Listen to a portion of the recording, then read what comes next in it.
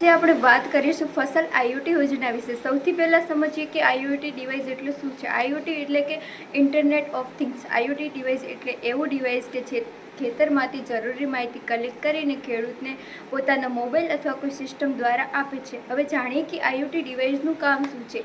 આ ડિવાઇસ દ્વારા માટીનું ભેજ, ટેમ્પરેચર, હ્યુમિડિટી અને વેધરની કન્ડિશનનું આપણે મીન્સ કે ચકાસણી કરી શકીએ છીએ.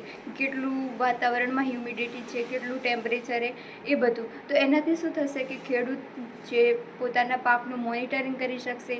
એમાં એને ક્યારે પાણી આપવું જોઈએ, ક્યારે ના આપવું જોઈએ, ક્યારે ફર્ટિલાઇઝર આપવું જોઈએ એની પણ ખબર પડશે, જેથી ખર્ચ અને પાણી બંને બચાવી શકે અને પહેલેથી પોતાના પાકને પ્લાનિંગ પણ કરી શકે છે. અને હા, સરકાર પણ સ્માર્ટ અને પ્રિસિઝન ફાર્મિંગને સપોર્ટ કરવા માટે આઈઓટી ડિવાઇસ યોજના દ્વારા સબસિડી પણ આપે છે, જેમાં તમને મહત્તમ ₹15,000 અથવા 50% સુધીની સહાય પણ મળી શકે છે. અને વધારાની માહિતી તમને ડિસ્ક્રિપ્શનમાં આપેલી છે, તો તમે જોઈ શકો છો કે કયા કયા ડોક્યુમેન્ટની જરૂર પડે, કઈ રીતના ફોર્મ ભરી શકો.